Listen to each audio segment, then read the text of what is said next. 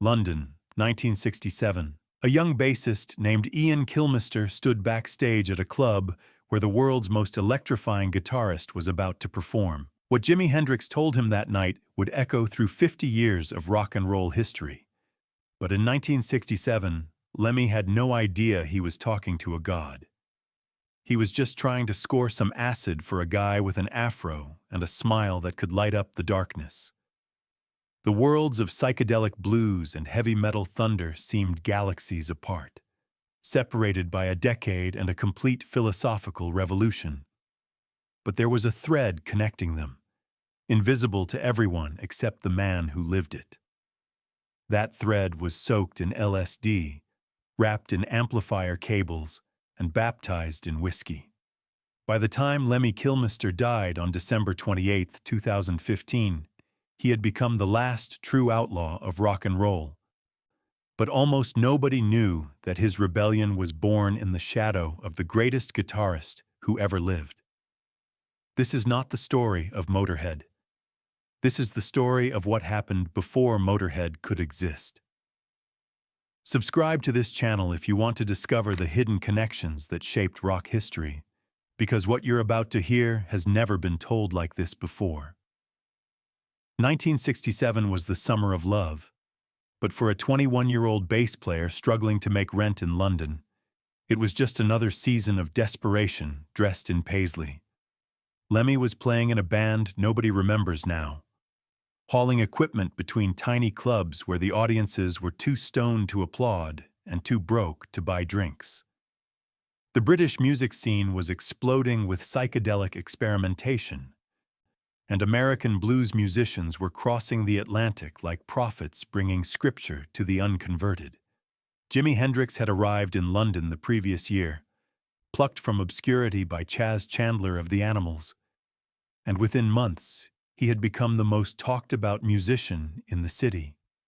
His performances weren't concerts, they were religious experiences, and every guitarist in London was either worshipping at his altar or hiding in shame because they suddenly realized how little they actually knew about their instruments.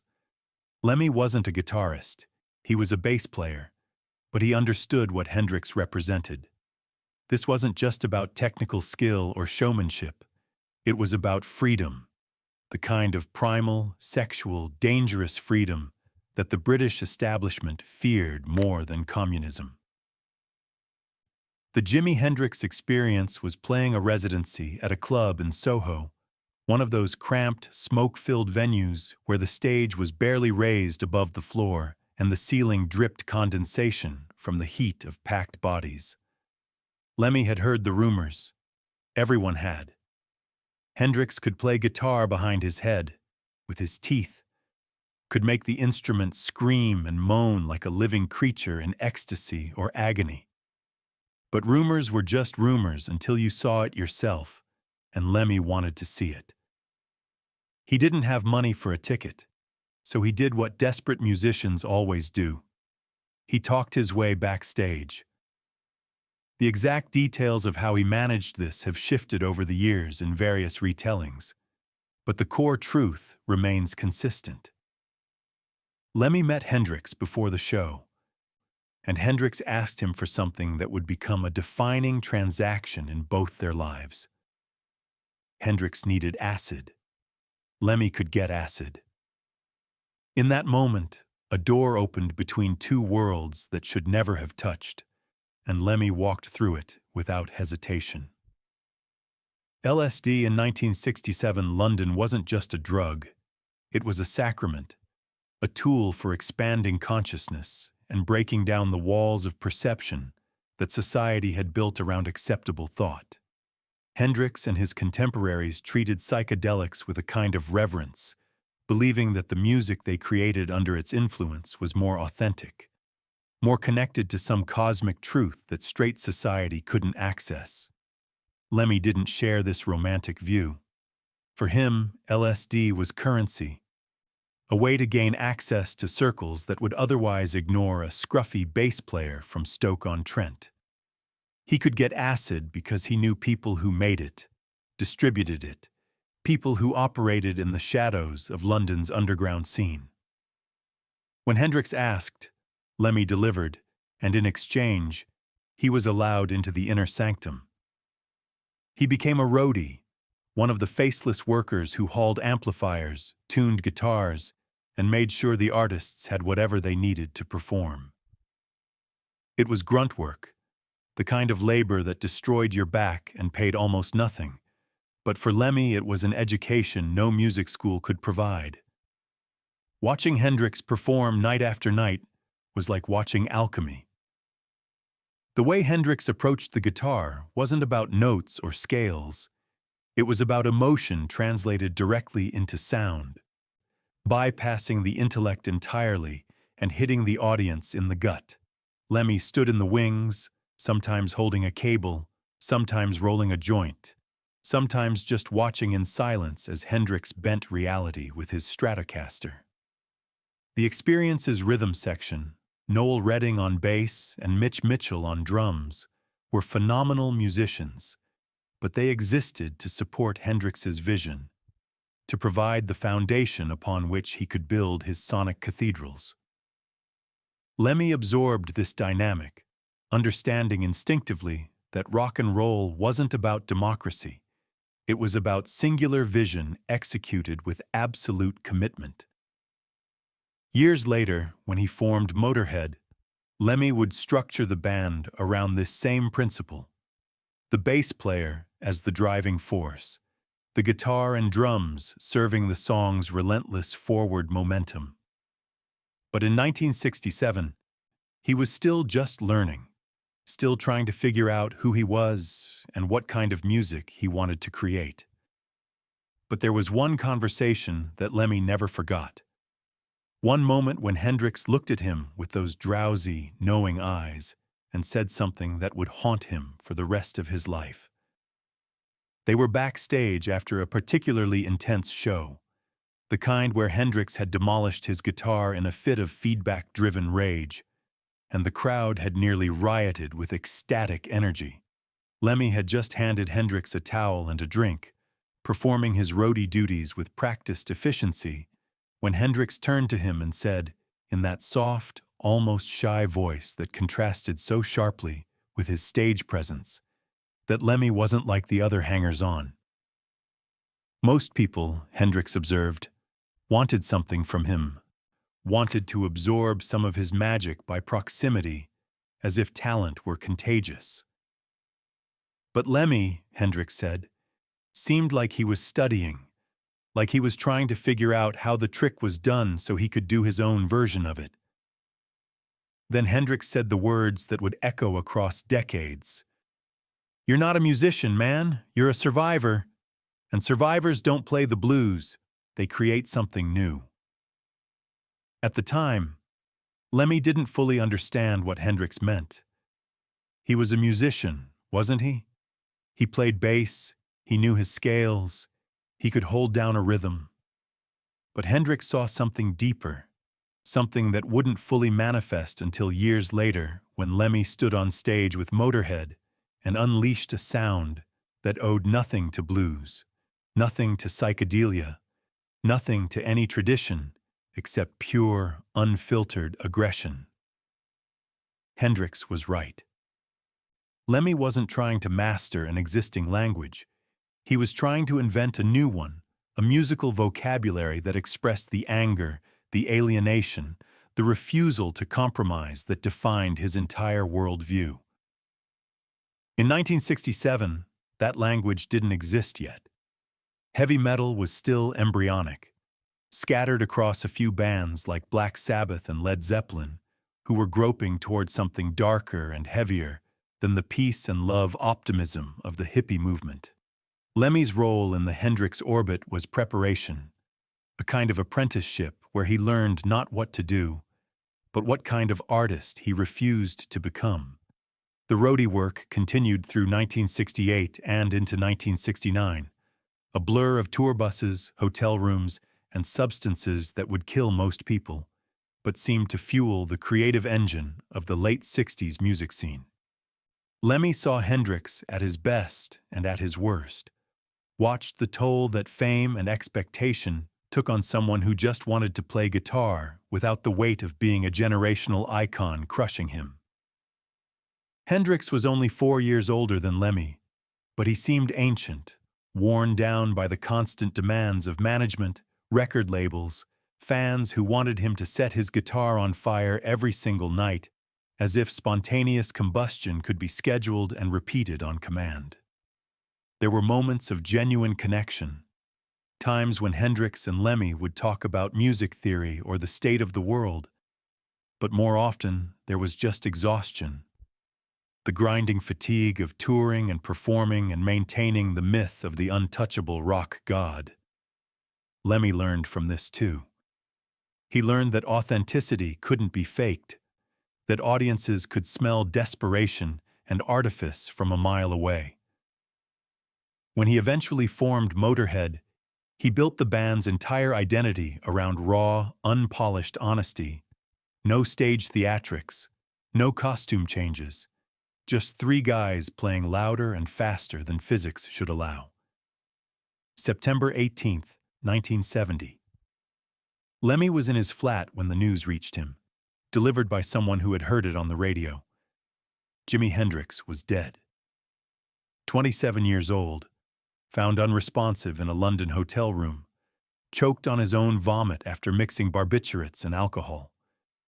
The official verdict was accidental asphyxiation, but the music world knew it was something more complicated, something that spoke to the darkness lurking beneath the psychedelic dream. The 60s were over, strangled in a hotel room on Lansdowne Crescent, and everything that Hendrix represented, that wild, free, boundary-destroying creativity, seemed to die with him. Lemmy didn't cry. That wasn't his style, but he felt something shift inside him, a cold, clarifying rage that would define the next 4 decades of his life. Hendrix had been right. Lemmy wasn't a musician in the traditional sense. He wasn't interested in craft for craft's sake or in pleasing audiences with familiar melodies. He was a survivor, and survivors don't mourn. They adapt. They take the lessons from the dead and weaponize them. In the immediate aftermath of Hendrix's death, Lemmy drifted. He played with a few forgettable bands, tried and failed to capture the magic he had witnessed in the Hendrix orbit.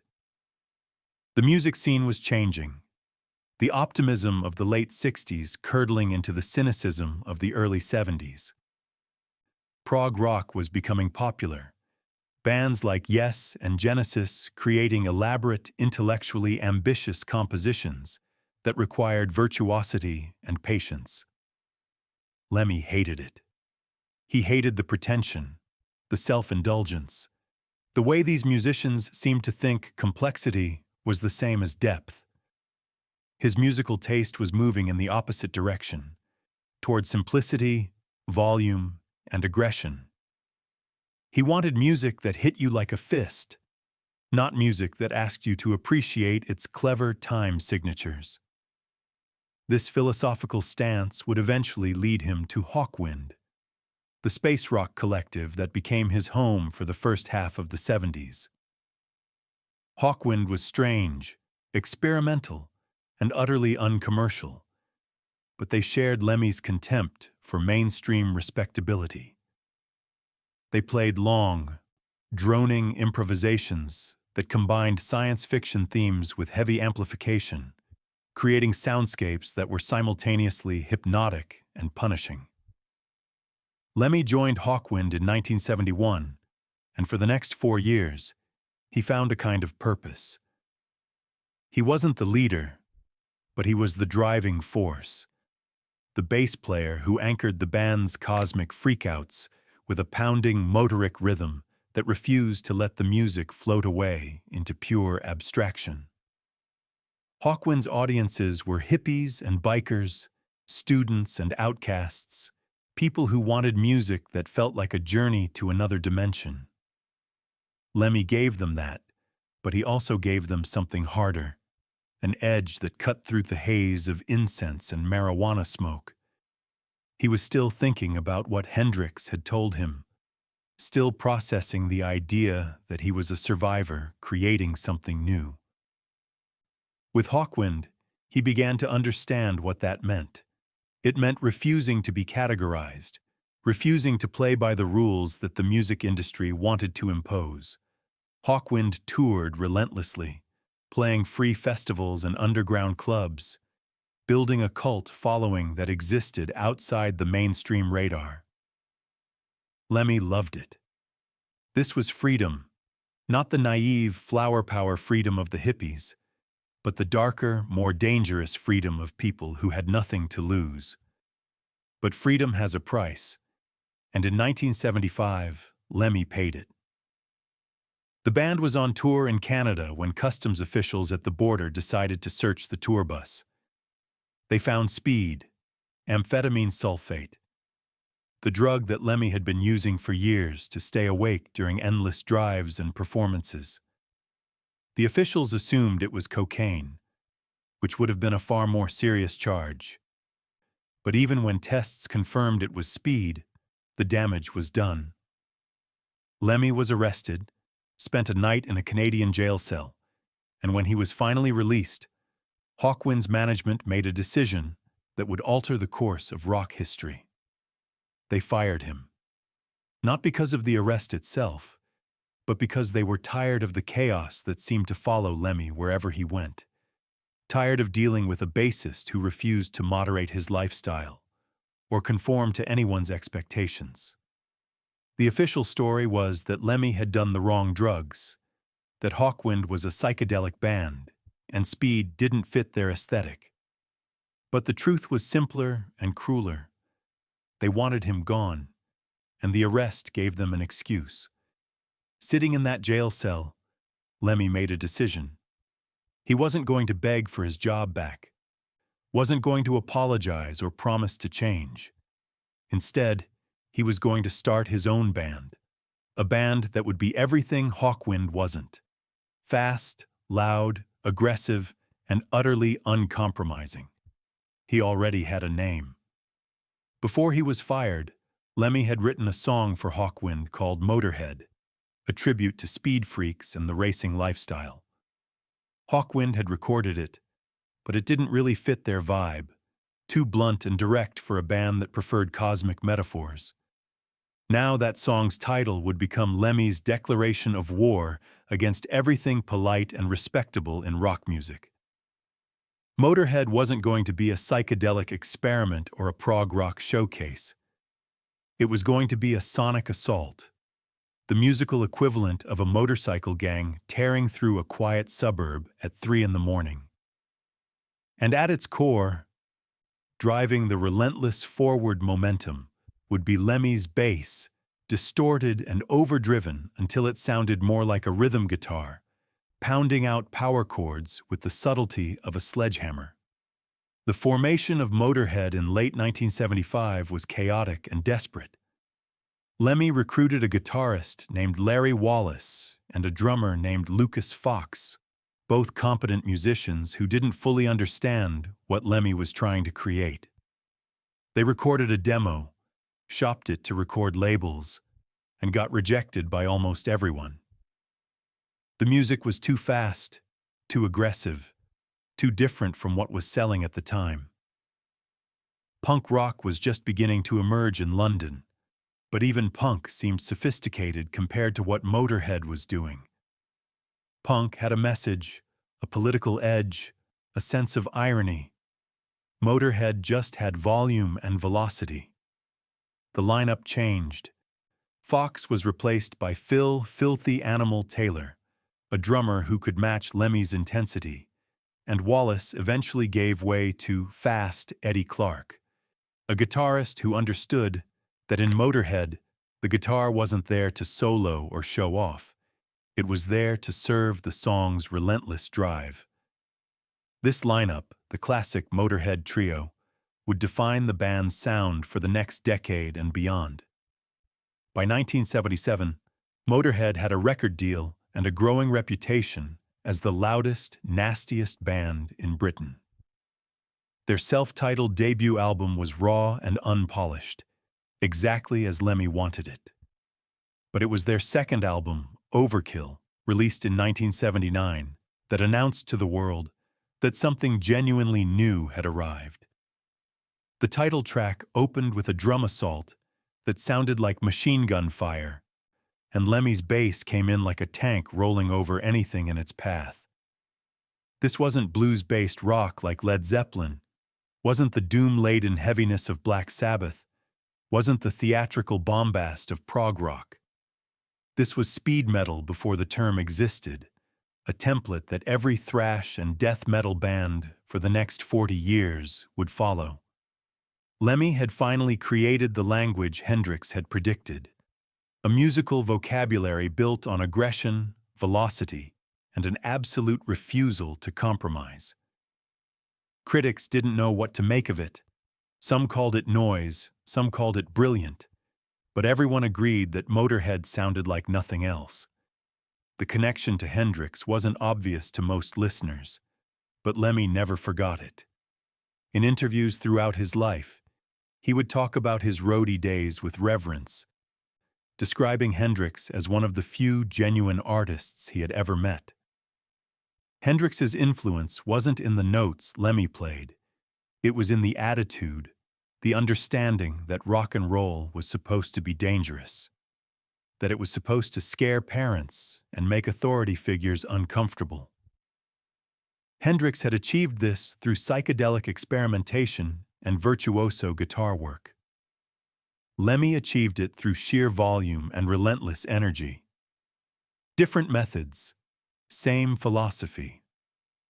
When Motorhead released Ace of Spades in 1980, they reached the peak of their commercial success, and the song became an anthem for everyone who felt alienated from polite society. It was fast, it was loud, it celebrated gambling, drinking, and living on the edge, and it became one of the most recognizable riffs in rock history. But beneath the surface, beneath the leather and the skull imagery and the outlaw posturing, was the lesson Lemmy had learned watching Hendrix night after night in those cramped London clubs. Be yourself, completely and without apology, and the audience will follow. The decades that followed were a blur of albums, tours, lineup changes, and a lifestyle that should have killed Lemmy 100 times over. He drank Jack Daniels and Coke every day for 50 years. He consumed enough speed to fuel a small army. He claimed to have slept with over 1,000 women. And through it all, he kept playing, kept touring, kept refusing to slow down or soften his sound or make concessions to changing musical fashions.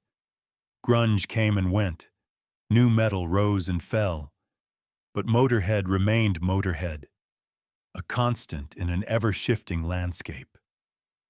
Lemmy became a living legend, not just for his music, but for his sheer indestructibility. Fans called him immortal, joked that he would outlive everyone, that when the apocalypse came, the only things left would be cockroaches and Lemmy.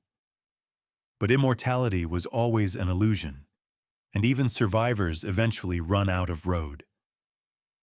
In 2013, Lemmy was diagnosed with diabetes and an irregular heartbeat, conditions directly caused by his decades of substance abuse. Doctors told him to stop drinking, to change his diet, to slow down. He switched from Jack Daniels to vodka and orange juice, a compromise that satisfied no one, least of all his failing body. He kept touring because touring was the only thing he knew how to do. But the performances became harder. His breathing labored, his movements slower. Fans who saw Motorhead in those final years described a man who looked like he was fighting a battle with every breath, but who refused to surrender. The band's final tour in 2015 was grueling, a series of European dates that pushed Lemmy to the absolute limit of his endurance. He collapsed on stage multiple times, had to cut sets short, but he kept going because stopping meant admitting defeat, and Lemmy had never admitted defeat in his life. December 2015. Lemmy's 70th birthday was on the 24th, and friends threw him a party at the Rainbow Bar and Grill, the Los Angeles dive that had been his second home for decades. He looked frail, almost translucent, but he smiled and joked and accepted the well wishes of people who loved him. 2 days later, he was diagnosed with aggressive cancer. 2 days after that, on December 28th, he was dead. The news hit the rock world like a thunderbolt. Social media exploded with tributes, musicians from every genre sharing stories about Lemmy's influence, his kindness, his unwavering commitment to his art.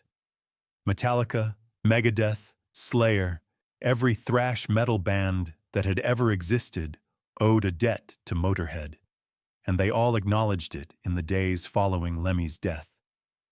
But perhaps the most poignant tributes came from those who had known him in the early days. The people who remembered the scruffy roadie hauling amplifiers for Jimi Hendrix, dreaming of creating something that would outlast them all. What Jimi Hendrix saw in that young bass player in 1967 was potential, the raw material of someone who could survive the music industry's meat grinder and come out the other side with his integrity intact. Hendrix himself didn't survive it, destroyed by the same fame and pressure that he had tried to escape through music. But Lemmy did. He survived by refusing to play the game, by building a career on his own terms, by creating music that never tried to be commercial or accessible or anything other than exactly what it was. The language he invented, that high-speed, high-volume assault that became the foundation of thrash metal, was his answer to Hendrix's challenge. "Survivors don't play the blues," Hendrix had said. "They create something new." And Lemmy created something that would influence generations of musicians, from Metallica to Slayer to every garage band that ever wanted to play faster and louder than their equipment could handle. The story of Lemmy Kilmister is often told as a tale of excess and rebellion, and those elements are certainly present. But the deeper truth, the thread that connects the roadie to the legend, is about artistic integrity. Hendrix taught Lemmy, not through explicit lessons but through example, that the only way to create meaningful art is to be completely honest, to channel your authentic self into the music without filtering it through commercial considerations or societal expectations. Lemmy took that lesson and ran with it for 50 years, never deviating, never compromising, until his body finally gave out. On his gravestone, fans leave bottles of Jack Daniels and guitar picks, small offerings to a man who became larger than life by refusing to be anything other than himself. In the end, the connection between Jimi Hendrix and Lemmy Kilmister is about legacy, about the way influence flows through generations in unexpected ways. Hendrix revolutionized the guitar and expanded the possibilities of rock music, creating sounds that had never existed before. Lemmy did the same thing with a different instrument and a different philosophy, but the core principle was identical. Take the tools available to you and use them to express something raw, honest, and undeniable. The roadie who scored acid for the guitar, God eventually became a god himself, worshipped by metalheads who saw in Motörhead the same uncompromising spirit that Hendrix had embodied. And perhaps, somewhere in whatever dimension rock stars go when they die, Hendrix is listening to Ace of Spades and smiling, recognizing in that relentless, thundering bass line the survivor he always knew Lemmy would become. The music never dies. It just changes form, passed from one generation to the next by those brave enough to create something new.